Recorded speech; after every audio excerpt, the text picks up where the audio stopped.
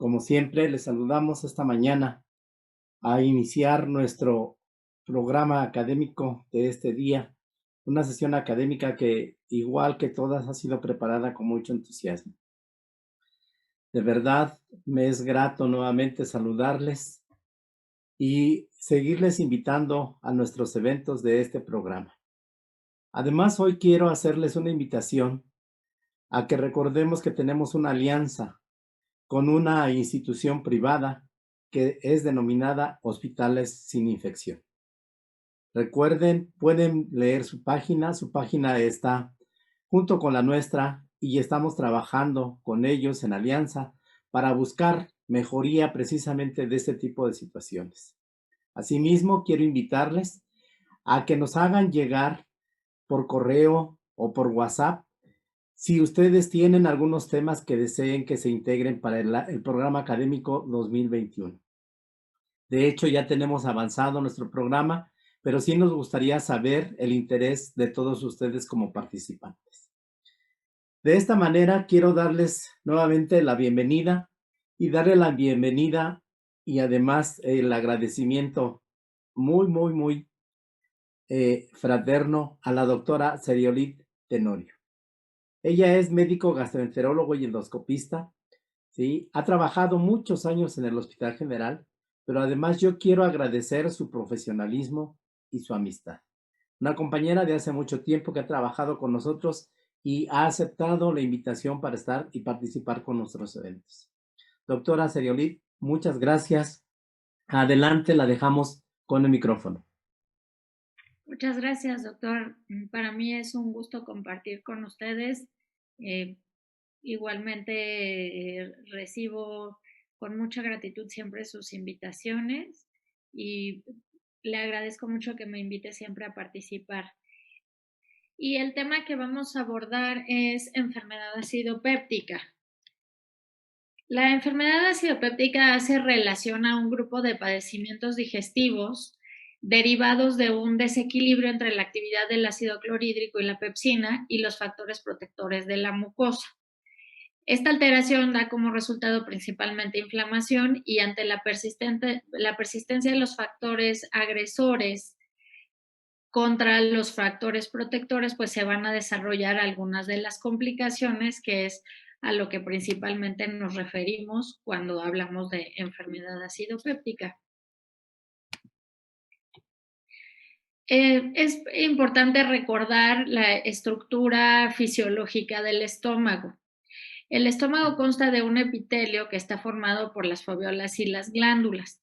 Las dos zonas funcionales principales son el área de las glándulas oxínticas, que representan aproximadamente el 80% del estómago, y el área de las glándulas pilóricas, que representan el restante 20%.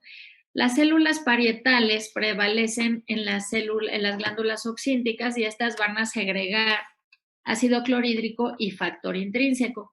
Se ubican en los 2/3 más bajos, es que se me está moviendo, de las glándulas oxínticas y se limitan en gran parte a la región del fondo gástrico. Las células principales, por otro lado, están ubicadas en la base de las glándulas oxínticas, aquí los estamos viendo, y son responsables de la secreción del pepsinógeno, precursor de una enzima digestiva. Las células neuroendocrinas también participan, contienen agentes hormonales y parácrinos que regulan la actividad principalmente de la célula parietal dentro de las glándulas. Y bueno, también se incluyen las células D, las células similares a las enterocromafines, las células A y las células enterocromafines. Dentro de la fisiopatología vamos a mencionar la alteración que existe a diferentes niveles de los mecanismos de defensa. Tenemos mecanismos de defensa preepiteliales, que está constituido principalmente por la cubierta de moco y agua que es rica en bicarbonato, y bueno, esto también favorece pues el bloqueo un poquito del efecto ácido. La alteración de mecanismos de defensa epiteliales. Aquí está dado principalmente por la membrana de las células apicales y los complejos de unión intercelulares y bombas iónicas que tienen la tarea de controlar el pH intracelular. Dentro de los mecanismos de defensa postepiteliales tenemos principalmente el flujo, la irrigación sanguínea a la mucosa, y vamos a ver que esto es algo muy importante en ciertas patologías. Y tenemos además anomalías en la secreción gástrica o la homeostasis ácida, y esto se debe principalmente a alteraciones como hipersecreción, que exista una alteración franca en los niveles séricos de gastrina y que exista algún problema con las células parietales. Entonces, cuando tenemos esta balanza de mecanismos de defensa y mecanismos agresores, pues vamos a ver que además dentro de los mecanismos agresores participa también la actividad neurológica. Existe cierta hipersensibilidad colinérgica, existe un poquito del predominio parasimpático y por lo tanto existe mayor estimulación para la secreción de ácido clorhídrico y pepsina. Tenemos algunos otros factores que se asocian con el daño a la mucosa o con la hipersecreción gástrica. Entre ellos, pues el Helicobacter pylori, que ahorita vamos a hablar un poquito más de estos factores, el consumo de medicamentos, principalmente los antiinflamatorios no esteroideos, y bueno, algunas condiciones patológicas que se asocian por sí mismas a un estado de hipersecreción. Además, algunos otros factores que se pueden también participar, coadyuvar o asociar, como el consumo de tabaco, el consumo de alcohol, el consumo de algunos otros medicamentos, principalmente inmunosupresores, por ejemplo. El estrés también tiene una participación dentro de la alteración de los mecanismos de defensa, y algunas entidades crónicas como sería insuficiencia renal crónica, enfermedad pulmonar obstructiva crónica, cirrosis, etcétera, que van a comprometer algunos mecanismos que favorecen la agresión del epitelio. Aquí lo importante pues es que va a haber un aumento en el número de las células parietales y por lo tanto un desequilibrio hormonal, principalmente entre la gastrina y la somatostatina. Y esto pues también va a favorecer la elevación de otros factores como el pepsinógeno 1. Bien, en cuanto al Helicobacter pylori, pues se conoce muy bien su participación dentro de la fisiopatología de la enfermedad ulcerosa principalmente. Sabemos que la úlcera es prácticamente dependiente de la presencia de esta bacteria. La asociación es, en el caso de la úlcera duodenal, pues arriba del 90%, y en el caso de la úlcera gástrica, pues aproximadamente un 80%. Incluso hasta en un 40% de pacientes se ha identificado como la única causa para presentar enfermedad ulcerosa. ¿Y por qué sucede eso? ¿Qué es lo que está pasando con el Helicobacter pylori? Bueno, aquí no vamos a hablar específicamente de todo lo que implica el Helicobacter, pero vamos a ver cuál es su participación dentro de la enfermedad acidopéptica. Bueno, pues vamos a ver que aumenta la secreción de ácido, y esto pues a través de sus factores de virulencia. Aquí esto va a dar lugar a que haya una disminución de la somatostatina, y por lo tanto, al disminuir la somatostatina, se establece un estado de hipergastrinemia. Y también esto pues estimula el aumento en el número de las células parietales. Por otro lado, el Helicobacter por sí mismo va a disminuir la efectividad de los mecanismos de defensa, esto a través de sus factores de crecimiento, principalmente el factor de crecimiento epidérmico, el factor alfa transformador de crecimiento, genera un estado alrededor de la bacteria que condiciona una disminución en los niveles locales de bicarbonato. Además afecta las glicoproteínas del moco, ya vimos que el moco es la primera barrera de defensa, y también pues disminuye de forma local el flujo sanguíneo. Eso por un lado, que son, digamos, como los factores propios del Helicobacter pylori, pero entonces, por otro lado, va a generar también una respuesta inmune del huésped. Entonces, se va a generar un estado de inflamación local, además de lo que ya está provocando por sí mismo el Helicobacter. Y bueno, un estado de inflamación crónica lo que va a favorecer es la metaplasia gástrica, y esta es una respuesta a la exposición continua a un nivel excesivo de ácido. Principalmente esto se ve en duodeno y bueno, pues al modificar todos estos factores también se va a facilitar la colonización de duodeno, ya no nada más del estómago. Ahora bien, en cuanto a la participación de medicamentos como los antiinflamatorios no esteroideos, pues se ha visto que desde el momento en que una persona ingiere aspirina, pues se empieza a ver una serie de situaciones. Sabemos que el mecanismo por el cual estos medicamentos quitan el dolor es un bloqueo en las prostaglandinas. Entonces, esto es algo muy importante dentro de los factores de defensa gástrico. Entonces, va a haber una alteración de la proliferación epitelial, hay una disminución del flujo sanguíneo local, principalmente a nivel de la submucosa. Favorece también la disminución en la producción de bicarbonato y al alterar las prostaglandinas, pues también se modifica la calidad del moco gástrico.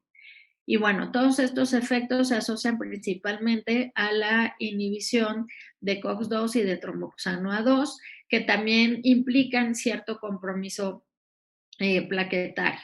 Entonces, por ejemplo, de los pacientes que son consumidores de AINES de forma más o menos crónica, se ha visto que hasta un 30% de estos pacientes presentan una o más úlceras, aunque el 4 hasta un 5% aproximadamente tienen manifestaciones clínicas, lo cual pues también es algo preocupante y es algo que hay que tomar en cuenta en pacientes a los que se les va a prescribir este tipo de medicamentos. En cuanto a úlceras específicamente, ¿cuáles serían los principales factores de riesgo? Pues el principal es la ingesta crónica de AINES y aumenta mucho más el riesgo cuando se consumen a dosis altas. También tiene mucho que ver el tipo de antiinflamatorio.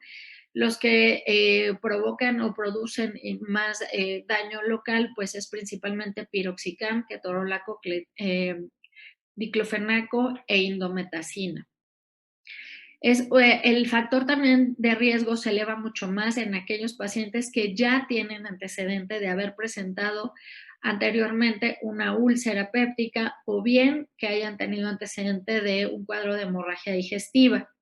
A mayor edad, pues también hay mayor compromiso de los factores de defensa y esto también va incrementando el riesgo.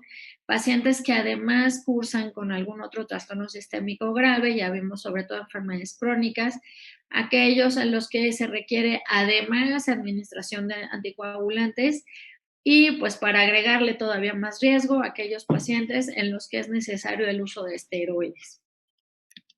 Entonces, esto es algo que hay que tomar en cuenta, sobre todo en pacientes de cierta edad, en los que pues empiezan a acumular padecimientos y también diversos tratamientos. Entonces, hay que ver que la sinergia de todos estos pues va a tener implicaciones importantes. En el caso particular de la asociación de Helicobacter pylori con antiinflamatorios no esteroideos, si bien ambos constituyen un factor de riesgo independiente, pues el efecto sobre la enfermedad gastrointestinal pues va a tener un efecto sinérgico y aditivo. Entonces, siempre hay que tomar en cuenta que quizá los pacientes que están que requieren necesariamente esta administración de medicamentos, pues deben tener protección gástrica.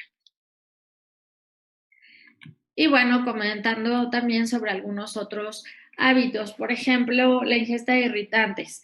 La ingesta de irritantes no tiene una participación como tal etiológica, es decir, no le va a dar una úlcera a alguien que come chile, pero sí va a aumentar la intensidad de los síntomas. Entonces, es la razón por la que generalmente se recomienda limitar cierto tipo de alimentos. En cuanto al estrés, pues el estrés ustedes saben que tiene una respuesta hormonal a nivel sistémico y esto genera o se traduce como una respuesta inflamatoria real. Además de que se incrementa la percepción de los síntomas y se asocia con otros trastornos que también desencadenan la liberación de ciertas hormonas y que a final de cuentas dan lugar a una vasoconstricción y que esto también pues va a alterar uno de los mecanismos de defensa. Bien, dentro de la epidemiología, a nivel mundial ha disminuido mucho la incidencia, sobre todo de enfermedad ulcerosa péptica. Y bueno, pues esto también tiene mucho que ver a que los medicamentos de tratamiento, los inhibidores de bomba de protones, pues están al alcance de todos. Sin embargo, pues sí se debe prestar atención particular a ciertos grupos de riesgo. La úlcera duodenal tiene un predominio principalmente oriental y la úlcera gástrica en Asia, ¿no? Sobre todo en Japón. Pero bueno, allá tienen además el riesgo agregado del cáncer gástrico. Pero algo muy importante es que la mayor frecuencia de complicaciones pues se da sobre todo en la población geriátrica. Y bueno, ¿cuáles son las manifestaciones de la enfermedad sidopéptica? Pues como dije, es un grupo de trastornos. Entonces, se puede presentar uno, dos, varios, todos o por lo menos o todos al mismo tiempo, ¿no? Pero nos referimos principalmente a esofagitis asociado a enfermedad por reflujo gastroesofágico, úlceras esofágicas, dispepsia o gastritis, úlcera péptica, cuadros de duodenitis, que a lo mejor no dan manifestaciones clínicas tan alarmantes como sería el caso de una úlcera péptica o bien una hemorragia digestiva. Dentro de las manifestaciones clínicas principales, pues es el dolor abdominal, que característicamente es urente, localizado en epigastrio.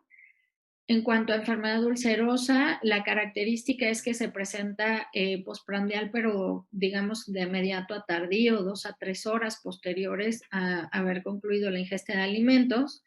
En algunos casos, como sería en el caso de úlcera gástrica, pues disminuye la molestia con la ingesta de alimentos o bien de antiácidos. Un dato importante es que va a despertar al paciente el dolor durante la noche. La característica de los trastornos funcionales digestivos es que el dolor no despierta al paciente, pero si el dolor está despertando al paciente, tenemos la obligación de investigar más.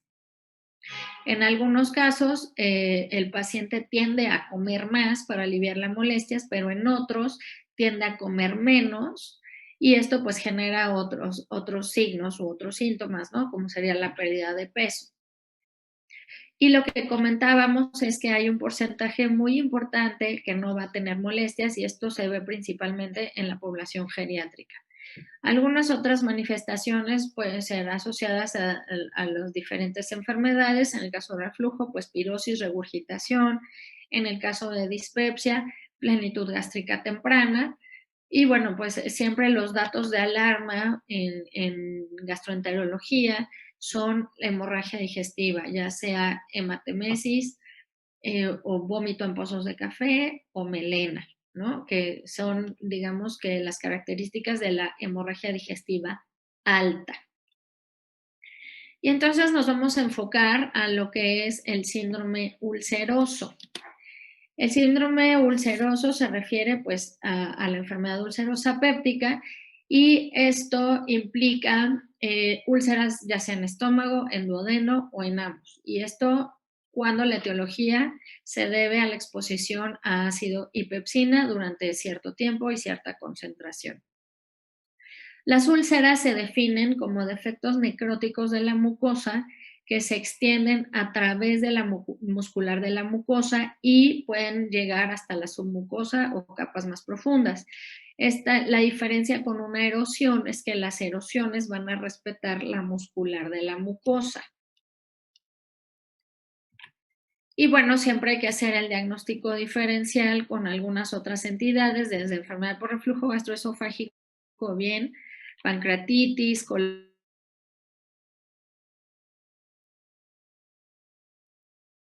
importante hacer una semiología y llevar a cabo un protocolo de estudio adecuado.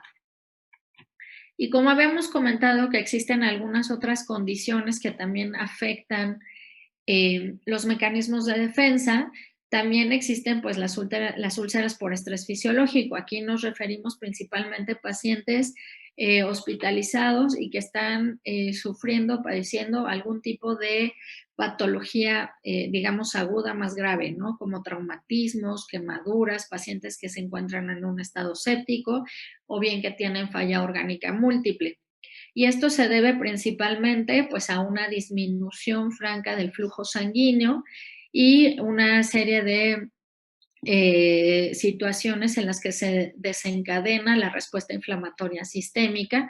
Y bueno, pues ya como comentamos al inicio, todo esto afecta a los factores de defensa. De estas tenemos pues varias, por ejemplo, las úlceras de Curling que se aparecen en pacientes con quemaduras severas, las úlceras de Cushing que se asocian con traumatismo craneoencefálico, y aquí principalmente la situación es el incremento en la producción de gastrina y la hipersecreción ácida. Las úlceras de Cameron, que estas son úlceras por fricción, se producen principalmente por el traumatismo mecánico de la contracción diafragmática, ¿no? Es el sitio del fondo gástrico que asciende y desciende persistentemente a través del hiato, y bueno, ahí es donde aparecen característicamente este tipo de úlceras. ¿Cómo hacemos el diagnóstico? Pues el diagnóstico sin duda es a través de endoscopía. Anteriormente se consideraba a lo mejor hacer inicialmente un estudio radiológico y bueno, si bien el estudio radiológico es bien hecho, es un estudio muy bonito de ver y además pues nos da muchos datos. Lo ideal es hacer una endoscopía porque además ahí tenemos la posibilidad de aplicar algún procedimiento terapéutico y si es necesario también hacer la toma de biopsias. Por lo tanto, se considera actualmente el procedimiento de elección en el caso de la sospecha, ¿no? Principalmente debemos considerar los datos de alarma, cualquier persona que tenga manifestación de hemorragia, pérdida de peso o algún dato clínico de otra complicación como sería disfagia, en la que estaríamos sospechando a lo mejor una estenosis esofágica o una úlcera esofágica, o pacientes que no tienen una adecuada respuesta al tratamiento cuando se les ha ofrecido una prueba terapéutica inicial. Bien, en cuanto a las clasificaciones endoscópicas, pues vamos a ver muchas. La clasificación de Johnson se refiere exclusivamente a la localización. La mayoría de las úlceras se van a encontrar en la curvatura menor y en el duodeno. La mayoría de las gástricas se encuentran en la curvatura menor. Y tenemos la clasificación de acuerdo al momento de la hemorragia. Esta es la clasificación de Forrest. El Forrest 1A se refiere a una hemorragia en chorro, como ven aquí está el chisguete de sangre, y que obviamente tiene un riesgo de recurrencia muy alto. El Forrest 1B se refiere a hemorragia en capa o resumante, que se llama. Forrest 2, donde no hay hemorragia activa, pero tenemos la evidencia de que hubo una hemorragia reciente con el vaso visible, que es el 2A. Este tiene un riesgo de recurrencia de hemorragia de 50%. Entonces, a estos tres, Forrest 1A, Forrest 1B y Forrest 2A, invariablemente se les tiene que proporcionar un tratamiento endoscópico. Ahora bien, en el Forrest 2B, en el que existe un coágulo adherido, aquí va a depender del centro en el que se encuentren. Si están en un lugar donde tienen disponibles todos los elementos para controlar una hemorragia, entonces se recomienda retirar el coágulo y dar el tratamiento que corresponda. A partir de Forrest 2C, aquí ya no es necesario hacer un tratamiento endoscópico, aquí ya solamente sería tratamiento médico, en donde tenemos ya la base de la úlcera que empieza a cubrirse de hematina y aquí el riesgo de recurrencia pues es menor al 10%. El Forrest 3 es una úlcera activa sin estigmas de hemorragia, que el riesgo de recurrencia pues es menor al 5%. Ahora tenemos la clasificación de Sakita o Guro, que se refiere principalmente a la actividad de la úlcera. Tenemos la A1, que es una úlcera activa que no tiene regeneración, es decir, esta está, digamos, muy aguda, ¿no? Es una úlcera muy reciente, en donde tenemos pues la mucosa periférica intensamente eritematosa, edematosa, y bueno, la base solamente está cubierta de fibrina. En el tema de la A2, que es la úlcera activa, pero que ya tiene un halo de regeneración, aquí ha disminuido francamente el edema, si ven la diferencia, ya hay menor eritema y empieza a identificarse un halo de regeneración, es decir, empieza el proceso de cicatrización. La H se refiere a una úlcera que está en proceso de curación, es H por healing en inglés. La H1 es una úlcera que empieza a formarse en una disposición lineal, inicia el pliegue de los pliegues en confluencia, es decir, empieza a hacer una retracción de los pliegues locales, existe un halo rojo de regeneración. Y en el H2, la úlcera ya está tomando una disposición oval o bien puntiforme, empieza a cubrir el epitelio, la base, y ya se identifican algunos pliegues confluentes. Y la S se refiere a cicatrización, a scarf en inglés. En S1 todavía es una cicatriz roja con un poquito de edema, y en S2 ya estamos hablando de una cicatriz blanca, ¿no? El epitelio ya está empezando a cubrir prácticamente toda la úlcera, que en ocasiones pues ya es difícil distinguir de la mucosa normal y solamente podemos ver un fragmento ya ahí blanquecino. Bien, eso fue en cuanto a los hallazgos endoscópicos para el diagnóstico de una úlcera. Ahora vamos a pasar al tratamiento. El tratamiento es combinado, ¿no? Médico, y ya vimos que de acuerdo a cómo se identifique la úlcera puede ser también endoscópico. Inicialmente los antiácidos pues no son el tratamiento de elección, se usan como tratamiento sintomático principalmente. Y bueno, lo que van a hacer es que van a estimular la secreción de moco de bicarbonato, van a formar, digamos, como una capa que va a favorecer la producción de prostaglandinas en la mucosa, también inhibe de forma temporal la actividad de la pepsina. Y bueno, por eso es que tienen un alivio rápido del síntoma. Sin embargo, pues no es un alivio persistente porque no están favoreciendo la cicatrización de la úlcera. Los antagonistas de los receptores H2, los bloqueadores H2, pues como su nombre lo indica, bloquean los receptores de histamina en la célula parietal gástrica. Y bueno, obviamente tuvieron su época de oro hace muchos años, actualmente pues ya no los utilizamos de primera elección, y hay que considerar que tienen algunos efectos adversos que pueden ser importantes, sobre todo en pacientes de población geriátrica.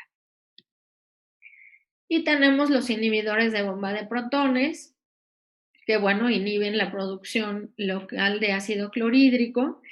Es importante decir que la mayoría de estos son ácidos lábiles, por lo que se administran y se fabrican con una capa entérica.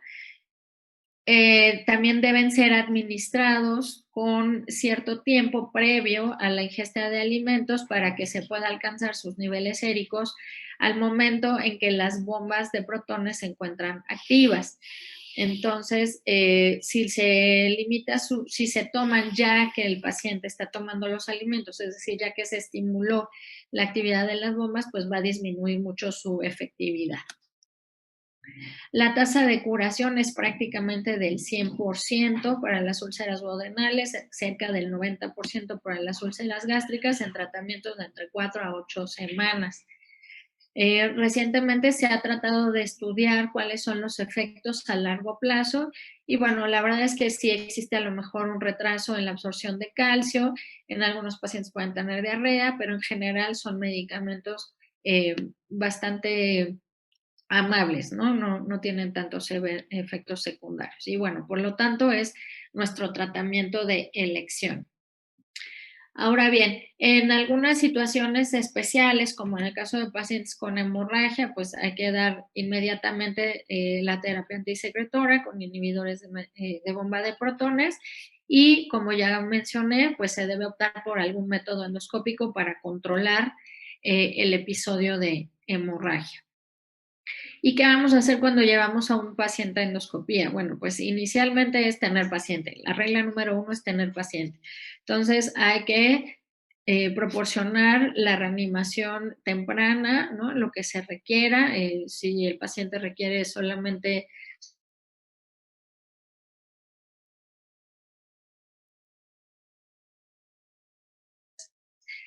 todo esto se tiene que hacer de forma temprana, previo a la endoscopía.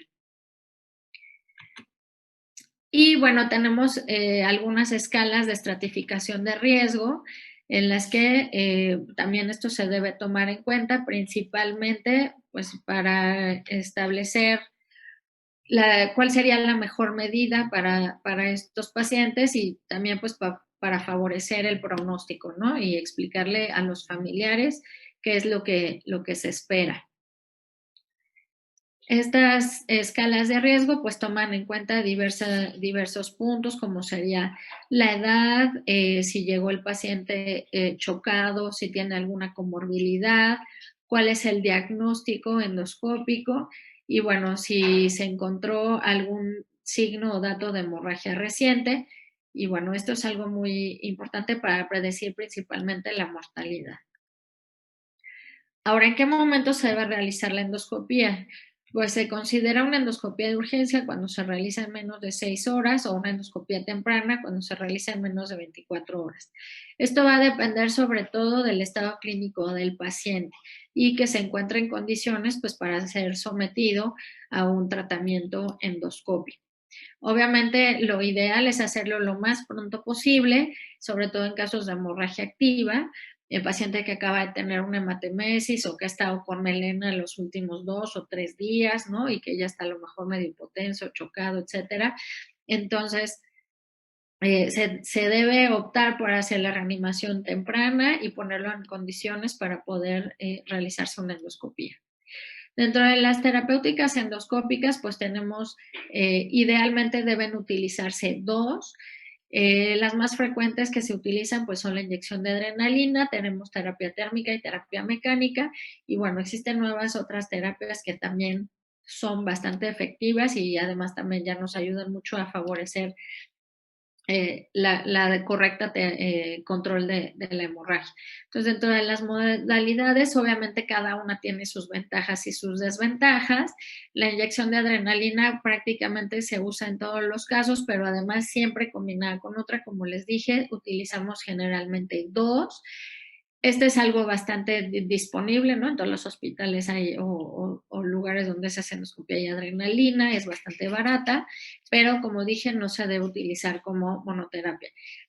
También se debe considerar que puede tener algunos efectos cardiovasculares, pero aunque las dosis son bajitas, bueno, sí hemos tenido pacientes que al momento desarrollan arritmias, ¿no? La coagulación bipolar, pues se puede aplicar también, sin embargo, aquí se necesita contar con el equipo. Y como transmite calor local, pues puede ocasionar daño tisular y pues existe un mayor riesgo de perforación. Tenemos los clips, que estos no tienen ningún daño. El único inconveniente de los clips es el costo, ¿no? Actualmente todavía son un poquito caros. Los polvos hemostáticos pues son de bastante utilidad, son muy fáciles de utilizar, sin embargo pues no se encuentran disponibles en todos los centros y también es algo bastante claro. Tenemos algunos clips especiales como estos que es el Ovesco, que es Over the Scope, que nos sirve sobre todo para vasos que son bastante grandes, pero aquí también el inconveniente es el costo. La mayoría de estas terapéuticas, sobre todo nuevas o que tienen un poquito más de tecnología, pues son un poco más caras, pero son bastante efectivas. Entonces, por ejemplo, aquí les voy a presentar varios ejemplos de control de hemorragia. Tenemos aquí la aplicación de un forceps hemostático, donde ven aquí, bueno, es el inicio donde estaba el chorro y posteriormente ya con el control de la hemorragia. Aquí vamos a ver un video de cómo se inyecta la adrenalina. Aquí tenemos el vaso visible. Entonces, a través del endoscopio, con el inyector, se aplica la adrenalina en alícuotas de aproximadamente de entre 2 a 5 mililitros, obviamente con adrenalina diluida, 1 en 10,000, y bueno, pues se logra el control. Aquí ven cómo está, por ejemplo, la hemorragia en chorro y posterior a la aplicación de adrenalina, ya solamente queda el vaso visible. Entonces aquí es donde se tiene que aplicar una segunda terapia endoscópica. Aquí hay otro ejemplo de inyección de adrenalina, donde igualmente aquí está el vaso visible. Entonces, si ven, tiene un poquito de hemorragia resumante. Y bueno, al momento de la aplicación se genera una vasoconstricción local, inmediatamente cambia el color de la mucosa y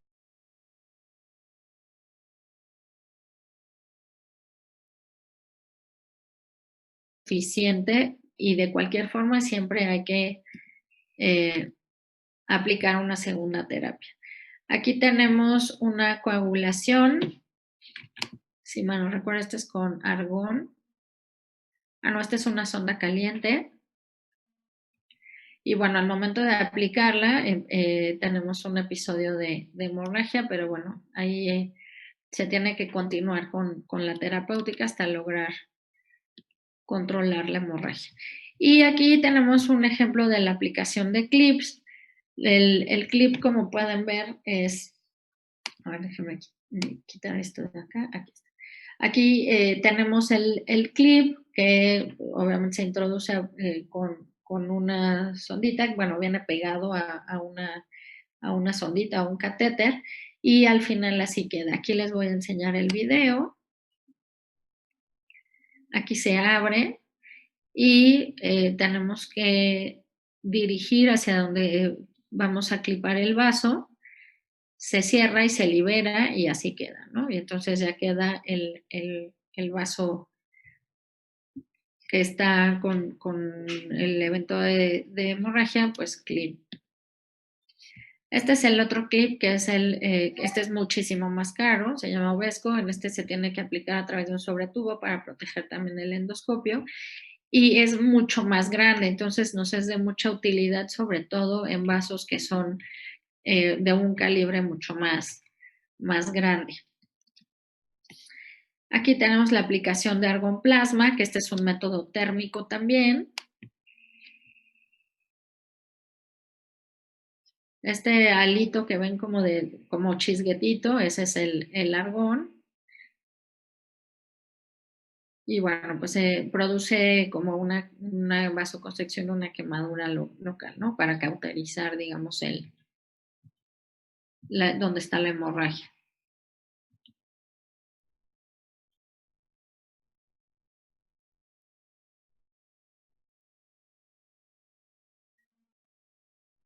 Esta úlcera está bastante grande, ¿no? Prácticamente todo el antro. Bueno, aquí tenemos un ejemplo de la aplicación de polvo hemostático. Lo que van a ver blanco es todo el polvo. Entonces se cubre toda la zona y pues eso nos da un efecto de coagulación temporal, ¿no? Local, en lo que hace efecto los medicamentos y bueno, además ya hemos aplicado otra terapia. Ay, ¿qué pasa?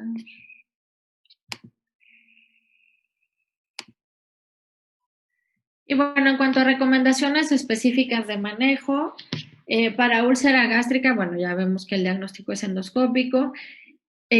Algo bien importante es que en las úlceras duodenales no necesariamente se tienen que tomar biopsias, pero todas, absolutamente todas las úlceras gástricas se tienen que tomar biopsias de los bordes de la úlcera.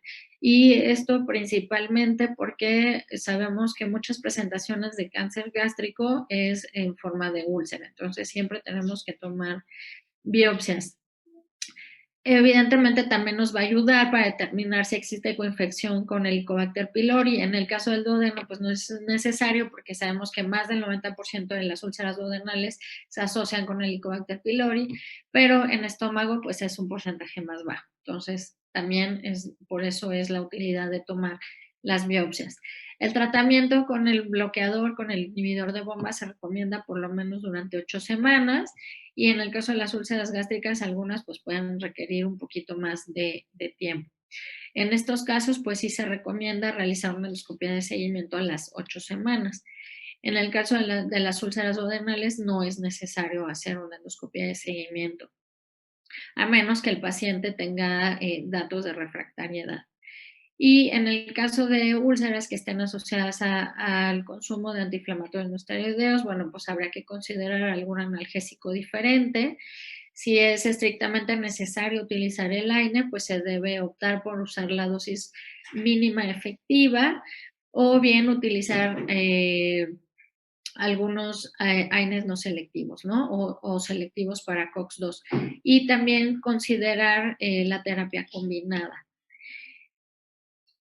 En el caso de los pacientes con erradicación de Helicobacter pylori, pues esto es algo muy importante porque va a disminuir el índice de recurrencia a menos del 10% por lo menos en un año.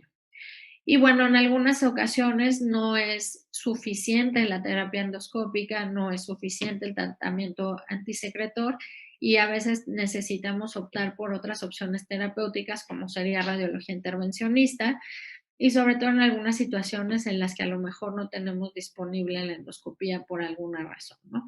Entonces, a través de estos métodos invasivos o de intervención radiológica nos pueden ayudar para el mejor control de la hemorragia. Y dentro de las complicaciones de la enfermedad ulcerosa, pues tenemos la perforación. Esto es mucho más frecuente en población geriátrica que además toma AINES o algunos consumo de otros vasoconstrictores, como sería el consumo de tabaco o bien drogas, como sería el crack. La perforación pues tiene principalmente 3 etapas clínicas, por lo que es importante considerarlo. Una donde hay una agudización, una exacerbación del dolor, viene un dolor muy intenso de inicio abrupto y posteriormente viene como un tipo de mejoría clínica, ¿no? Y la última fase que es la peritonitis, ¿no? Cuando ya hay datos de irritación peritoneal. Entonces es siempre bien importante, además del interrogatorio, revisar adecuadamente al paciente, hacer una adecuada exploración clínica. Aquí tenemos, por ejemplo, una radiografía de tórax donde vemos que existe aire libre, ¿no? Asociado pues a una perforación.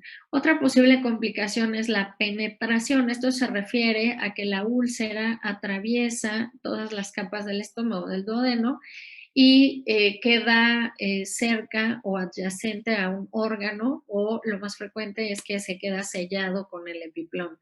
Entonces, igual ahí a lo mejor hubo un primer evento inicial de dolor muy intenso y posteriormente hubo una mejoría. Es muy importante también tratar de identificar o sospechar por lo menos esta complicación. Complicaciones más raras, fístulas, por ejemplo, y a largo plazo, pues estenosis, pacientes que no tuvieron acceso a una valoración médica adecuada y que a lo mejor persiste o ha tenido episodios recurrentes y de repente pues ya aparecen con datos puede ser disfagia, que es lo más frecuente, o vómito postprandial mediato tardío, que son las manifestaciones clínicas más frecuentes. Y bueno, pues ya cuando hacemos la endoscopia nos encontramos con esto, ¿no? Francas estenosis, estas son estenosis pilóricas, por ejemplo. ¿Y a qué llamamos una úlcera refractaria? Bueno, aquella que ha persistido a pesar de tratamiento adecuado durante 8 semanas, pero bueno, siempre tenemos que hacernos varios planteamientos. Si el paciente cumplió adecuadamente con el tratamiento, si existe la infección con Helicobacter pylori y no hemos logrado hacer una erradicación, si el paciente utiliza medicamentos que no nos ha comentado, si el paciente persiste con el consumo de tabaco, si utilizó el inhibidor apropiado, ¿no? A veces, pues desafortunadamente, compran algunos genéricos o algunos medicamentos que son, eh, pues no de muy buena calidad y entonces no tienen el efecto adecuado, o bien también preguntarnos si el paciente puede tener alguna otra enfermedad, alguna otra patología que curse con hipersecreción. Entonces, todo esto hay que plantearlo y sobre todo darle seguimiento adecuado a nuestros pacientes.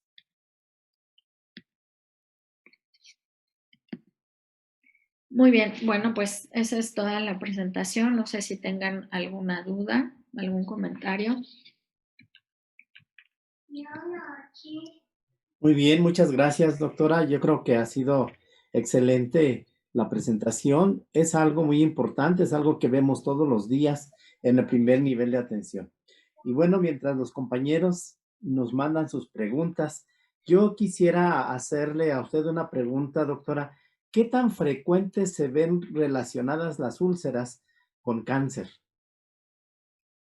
Bueno, como comenté, la úlcera gástrica siempre se debe biopsiar porque existe una morfología de cáncer gástrico que se puede presentar como úlcera. Entonces, esa es la principal razón por la que siempre que encontramos una úlcera en el estómago hay que tomar biopsias. Sí. Ok, y en cuanto a los tratamientos que usted ha mencionado, hay uno que, bueno, obviamente, como usted lo mencionó también, han caído en desuso, específicamente la ranitidina, que ahora, bueno, se promueve de mil formas y se dice que, bueno, no se debe de utilizar. Y ahora ya no Eh, la podemos usar. ajá. En su experiencia, usted, ¿qué nos puede decir con respecto a ello? A los bloqueadores H2, a la Ajá. ranitidina, al famotidina, bueno, en realidad ya no tienen como tal un lugar, eh, sobre todo hablando de enfermedad ciopética, ¿no? De complicaciones, como una úlcera, por ejemplo. Evidentemente, la tasa de curación de una úlcera con bloqueador H2 es apenas de un 60-65%, mientras que con un inhibidor, pues es muy cercano al 100%. Definitivamente, pues no, el bloqueador H2 no tiene ningún lugar. La ventaja que tiene el bloqueador H2 es que tiene un efecto muy rápido. Entonces, por ejemplo, cuando un paciente está cursando con un dolor abdominal agudo, urente, ¿no? Que asocia con su gastritis, si se toma ahorita el bloqueador H2, pues rápidamente va a tener un efecto. Entonces, podría utilizarse como sintomático, pero lo ideal es que ese paciente más bien tenga un esquema de tratamiento adecuado con un inhibidor de bomba de protones. Muy bien, doctora. Hay ya varias preguntas. Una nos dice aquí Karen Yolanda Ramírez. eh, cuando tenemos gastritis, puede haber úlceras? Sí, sí puede desarrollarse una enfermedad ulcerosa sobre una gastropatía. Esto pues principalmente va a depender de otros factores, ¿no? Ya habíamos visto si es un paciente que consume antiinflamatorios, que además fuma, eh, que encima tiene que tomar anticoagulantes, etcétera, pues tiene mucho más riesgo de desarrollar enfermedad ulcerosa. Laura Morales nos pregunta que la cantidad de muestras de biopsia que se deben de tomar como estándar. Mínimo 8, por lo menos 8. Y bueno, ahí también va a depender mucho del tamaño de la úlcera, ¿no? Pueden ser muchos más, pero sí, por lo menos se deben tomar 8 biopsias de los bordes, que estén activos, no necróticos. Ok. Dice aquí una pregunta, ¿qué porcentaje de malignidad de úlceras gástricas y duodenales? La enfermedad ulcerosa por sí misma no es maligna, no es una lesión precancerosa. Entonces, el tema por el que tomamos biopsias en el estómago, en una úlcera, es porque algunos tipos de cáncer gástrico se pueden presentar en forma de úlcera, pero no porque una úlcera vaya a malignizar. Ok, y una pregunta más, doctora. Dice que puede haber sangrados muy abundantes que tengan que intervenirse rápidamente. No, claro, un paciente se puede morir de una hemorragia digestiva. O sea, si ustedes vieron los videos que presenté, por ejemplo, los de hemorragia en chorro, si no actuamos de forma rápida en la endoscopía, el paciente se muere ahí. La doctora Emma Linares pregunta, en cuanto a la variedad de inhibidores de protones que existen, en su experiencia, ¿hay diferencia en cuanto a su efectividad? Es mínima, la diferencia es mínima. Eh, por ejemplo, el pantoprazol se dice que tiene menos competitividad con el citocromo P450. Por eso se utiliza mucho en pacientes que utilizan otro tipo de fármacos, por ejemplo, ¿no? Sobre todo cardiovasculares. Entonces, en ese tipo de pacientes preferimos el pantoprazol. De todos los demás son prácticamente, o sea, el mecanismo de acción es exactamente el mismo. El rango de efectividad es muy cercano a las 24 horas, casi todo, o sea, la variedad es de minutos, ¿no? Uno es de 23 horas, 10 minutos, el otro 23 horas, 12 minutos. A diferencia, el único que podría generar una diferencia es el dexlansoprazol, porque tiene dos tipos de gránulos que se liberan a diferente tipo de pH. Entonces, ahí tiene la ventaja también de que no necesariamente se tiene que administrar antes del alimento, ¿no? Como la media hora antes del alimento. Porque hay pacientes que, pues, francamente se les olvida u otros que no, nadie les explica y no saben. Entonces, esa sería, digamos, la pequeña ventaja del dexlansoprazol. Pero de ahí en fuera todos son prácticamente iguales. Preguntan aquí que si tiene alguna opinión especial de ilaprazol. Es igualmente efectivo hasta el momento. Yo ahorita lo he utilizado poco, pero hasta el momento me ha parecido igualmente efectivo al resto. Ok, bueno, la misma pregunta que ya habíamos hecho es, ¿la ranitidina tiene efectos secundarios? ¿Está indicada en úlceras?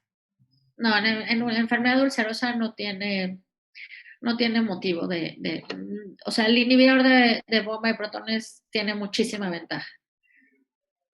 Así es, bueno, sí, obviamente yo creo que eso es lo que hoy en día se debe de utilizar en el primer nivel de atención, lo más Así es. básico, ¿no?